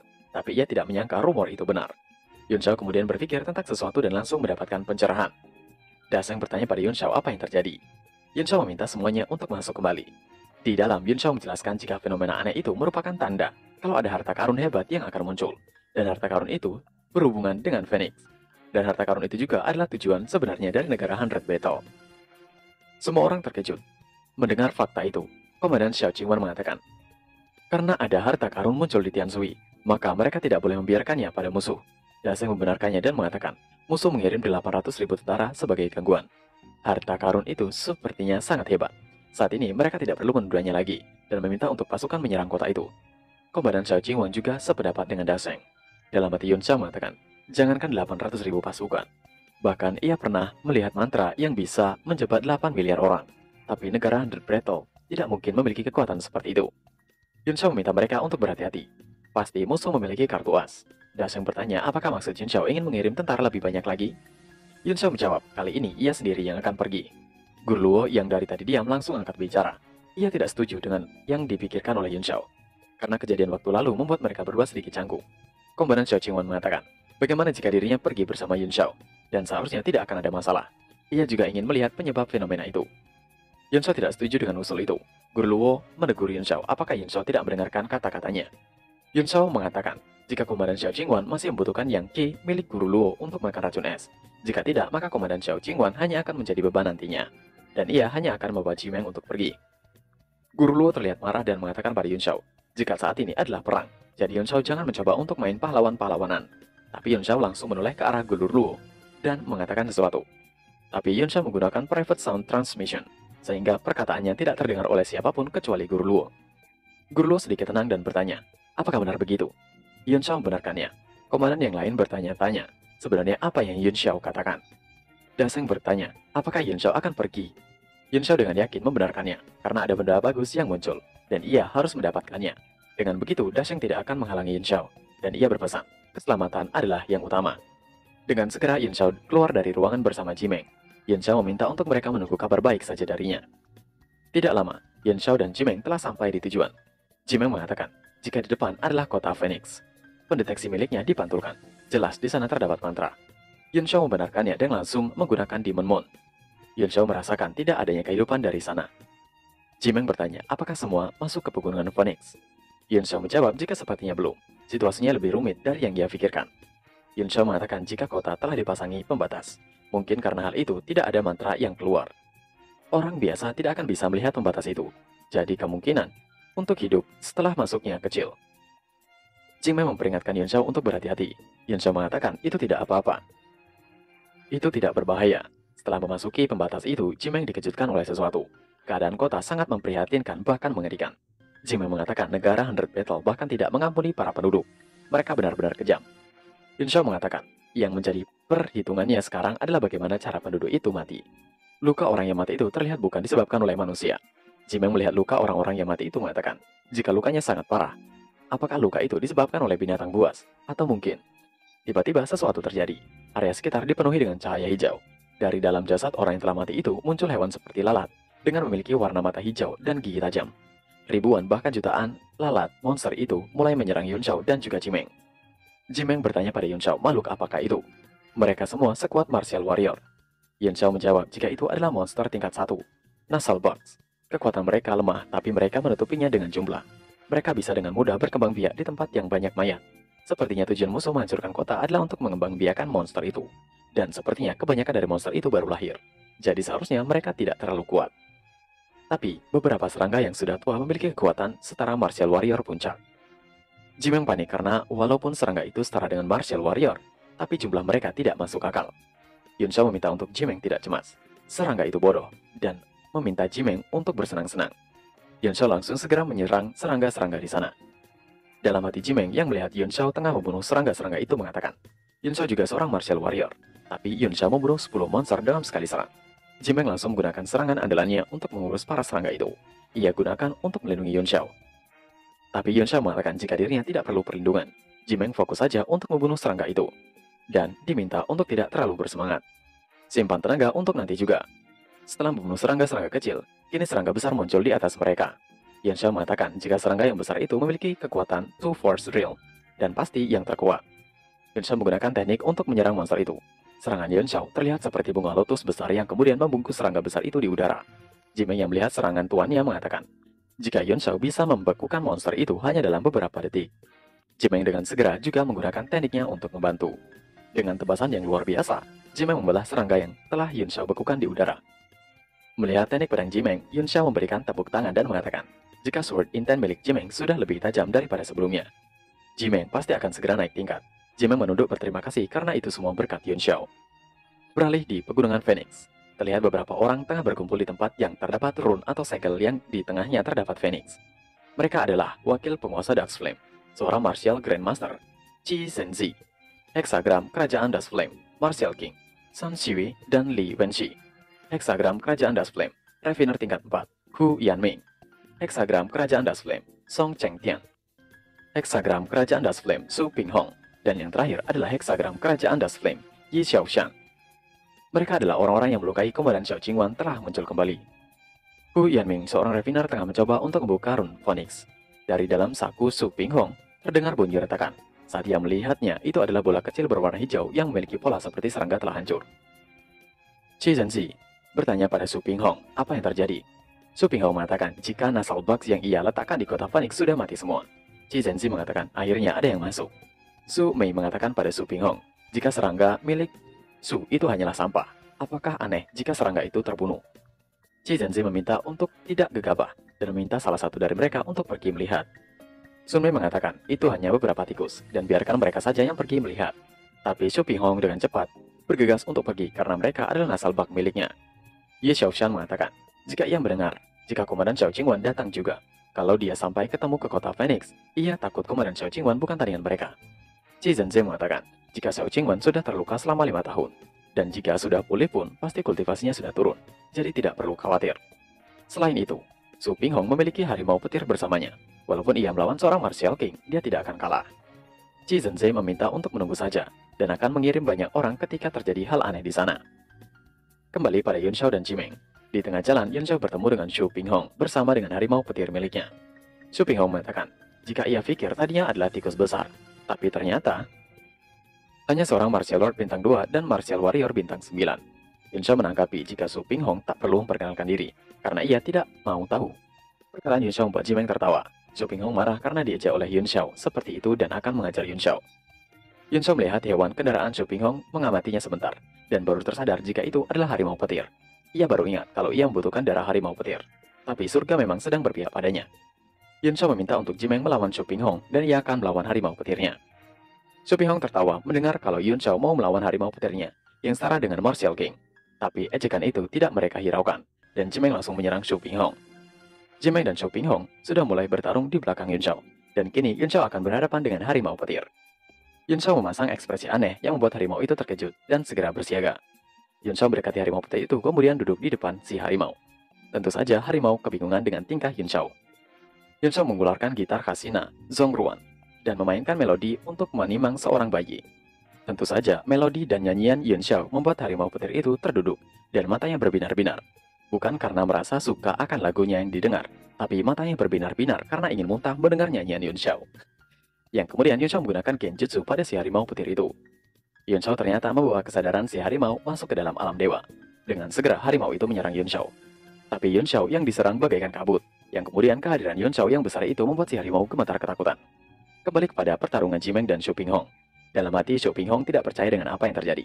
Bagaimana mungkin seorang martial lord bintang 2 setara dengan dirinya yang bintang 4? Ia tidak boleh membuang-buang waktu.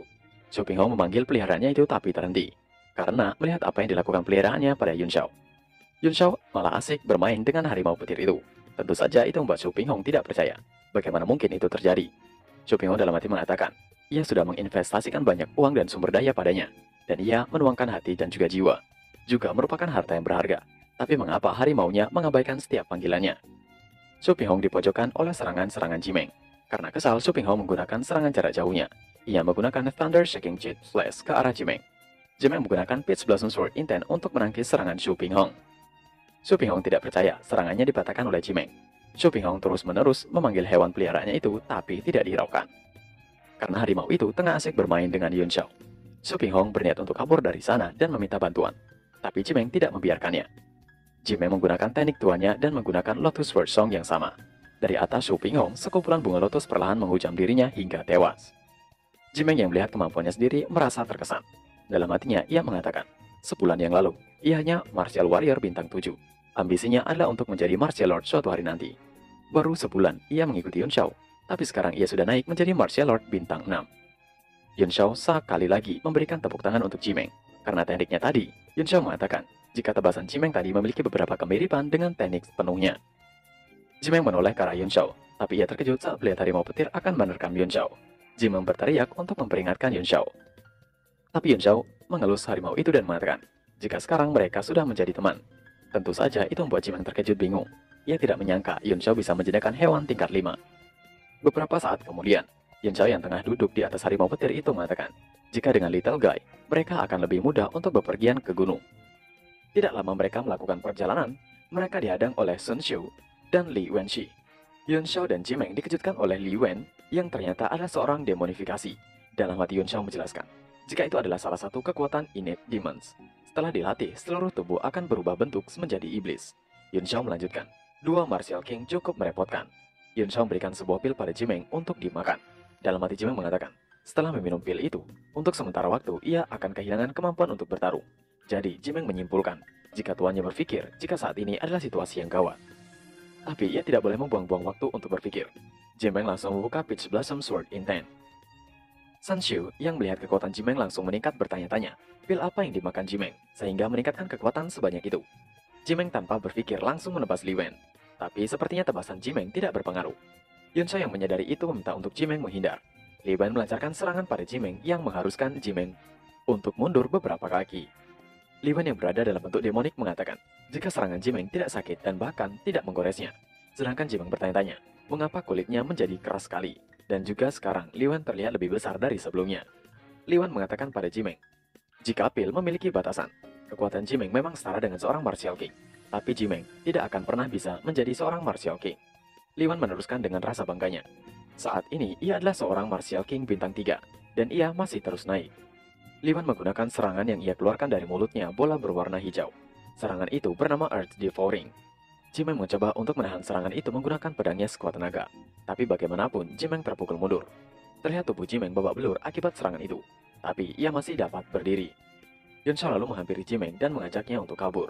Yun Shao mengatakan jika perbedaan kekuatan mereka terlalu besar. Untuk saat ini mereka lebih baik mundur. Selain hal itu, informasinya juga sudah cukup. Tapi Yun Shao dan Jimeng tidak dibiarkan lari begitu saja. Li Wen melompat bagai kata yang menghadang Jimeng dan Yun Shao di depan. Melihat keadaan semakin mendesak, Jimeng memanggil Yun Shao dan meminta untuk tuannya menggunakan teknik yang mereka pakai di hari itu untuk merangsang potensinya. Yun Shao mengatakan, tapi Jimeng sudah meminum pil peningkat. Kalau Jimeng terus dirangsang, maka Jimeng akan mati. Jimeng mengatakan, Kalau tidak mati, maka mereka yang akan mati. Dan hanya itu satu-satunya cara yang mereka miliki. Yun Shao terdiam sejenak dan langsung menggunakan teknik Golden Needle, akupuntur pada Jimeng. Yun Shao mengatakan, jika ia hanya merangsang setengah otot Jimeng, tapi itu saja sudah sangat berbahaya. Yun Shao meminta untuk Jimeng mengendalikan kekuatannya agar tidak sampai meledak. Kekuatan dalam diri Jimeng sekali lagi meluap-luap yang membuatnya mencapai kekuatan Five Elements Realm Breakthrough. Li Wen kesal melihat kekuatan Jimeng yang meluap-luap. Dengan segera Li Wen menggunakan serangan jarak jauhnya yaitu Crimson Toad. Serangan itu ditahan oleh Jimeng menggunakan Lotus Sword Song-nya. Li Wen terkejut bagaimana bisa Jimeng menahan serangannya. Dan ia melanjutkan dengan serangan yang berkekuatan 120%. Serangan Crimson Toad ia gunakan lagi untuk menyerang Jimeng. Serangan itu, Jimeng tahan lagi dengan menggunakan Lotus Sword Song lagi. Namun kali ini pedang Jimeng hancur. Jimeng tak menyangka senjatanya akan hancur begitu saja, karena tidak bisa menahan serangan Li Wen. Li Wen yang melihat pedang Jimeng hancur, ia merasa jika sudah menang melawan Jimeng. Namun hal selanjutnya tidak terduga. Jimeng mengumpulkan serpihan pedangnya dan ia gunakan untuk membuat cambuk, yang mana nama tekniknya adalah Cherry Blossom Rebloom. Li Wen terkejut lagi tak percaya. Dengan segera Jimeng mengarahkan serpihan pedangnya itu ke arah Li Wen. Serangan Jimeng ditahan dengan teknik Crimson Toad True Body milik Li Wen. Melihat pedang Jimeng telah hancur, Yun Shao dengan segera memberikan pedang yang ia telah rampas dari Li Yi pada Jimeng. Sun Xiu terkejut melihat pedang itu. Ia bertanya, bukankah itu pedang milik Li Yi? Kenapa ada pada Yun Shao? Yun Shao menjawab santai jika Li Yi yang memberikan padanya. Apa ada masalah dengan itu? Sun Xiu marah karena Yun Shao berani berbicara seperti itu padanya. Yun Shao menjawab dengan nada provokasi. Kalau tidak mau bicara, ya lebih baik diam saja, bitch. Terlihat Jimeng menggunakan pedang yang diberikan Yun Shao untuk menyerang Li Wen berkali-kali. Dalam hati Yun Shao sedikit sedih, karena sekarang Jimeng mengurangi umurnya sendiri sebagai ganti kekuatan yang didapatkan. Tebasan-tebasan yang Jimeng lakukan kini dapat memojokkan Li Wen. Li Wen meminta bantuan pada Sun Xiu, karena ia sudah tidak bisa menahan Jimeng lebih lama lagi. Dengan segera, Sun Xiu beralih untuk membantu Li Wen dan melepaskan harimau petir. Jimeng terlihat sudah bersiap untuk memberikan serangan terakhirnya pada Li Wen. Tapi kemudian serangan Jimeng ditahan oleh Sun Xiu. Sun Xiu menggendong Li Wen bilang jika kekuatan Jimeng tidak akan bisa bertahan lama. Lebih baik sekarang mereka mundur dan melaporkan pada paman dan membalas mereka nanti. Tapi dari belakang mereka, harimau petir melompat untuk menyerang Sun Xiu dan Li Wen. Terlihat mereka berdua akan diserang. Sun Xiu terdiam sejenak dan menampakkan ekspresi muka yang mencurigakan. Ia lalu bertanya pada Li Wen, apakah Li Wen mencintainya? Li Wen menjawab jelas ia mencintai Sun Xiu. Mengapa Sun Xiu menanyakannya sekarang? Sun Xiu dengan melepaskan Li Wen ke belakang untuk menahan serangan harimau petir bilang, jika begitu matilah demi dirinya. Li Wen digunakan sebagai tameng oleh Sun Xiu dari serangan petir harimau. Tidak hanya sampai di sana, Sun Xiu menuju ke arah Li Wen dan menghunuskan daggernya pada Li Wen yang bertujuan untuk membunuh. Li Wen bertanya, mengapa? Sun Xiu menjawab, apakah Li Wen tidak sadar? Lihatlah diri Li Wen saat ini. Li Wen sudah berubah menjadi kodok. Bagaimana bisa Li Wen membiarkan dirinya menderita? Di antara mereka berenam, mungkin Li Wen kalah dengan Li dan Song. Tapi Li Wen selalu yang terbaik di hatinya. Tapi Li Wen selalu ingin lebih kuat dan kuat dari mereka. Jadi Li Wen pergi ke tanah monster hanya untuk mendapatkan kekuatan kodok itu. Sun Xiu masih melanjutkan kemarahannya. Ia mengatakan jika Li Wen saat ini bukan manusia ataupun hantu, malah menjadi seekor kodok menjijikan seperti itu. Apakah Li Wen pernah memikirkan perasaannya? Suaminya adalah seekor kodok. Dengan menangis, Sun Xiu bertanya, apakah Li Wen tahu yang dikatakan orang lain terhadap mereka? Semenjak Li Wen berubah menjadi kodok, rasa cintanya semakin berkurang hari demi hari, sampai ia ingin mengakhiri hidup Li Wen. Dan hari ini keinginannya terwujud. Akhirnya Li Wen mati. Setelah Sun Xiu membunuh Li Wen, Sun Xiu menatap tajam ke arah Jimeng. Ia mengatakan, jika ingin membunuhnya maka mendekatlah padanya. Tapi Sun Xiu malah kabur. Jimeng yang akan mengejarnya dihentikan oleh Yun Shao untuk membiarkan saja. Tiba-tiba Jimeng lemas dan telah sampai pada batasnya. Yun Shao segera membantu Jimeng dan memberikan sebuah pil padanya. Yun Shao menaikkan Jimeng pada harimau petir itu dan meminta untuk dibawa kembali ke markas. Little Guy sepertinya tidak mau. Tapi Yun Shao meyakinkan Little Guy dan akan segera kembali.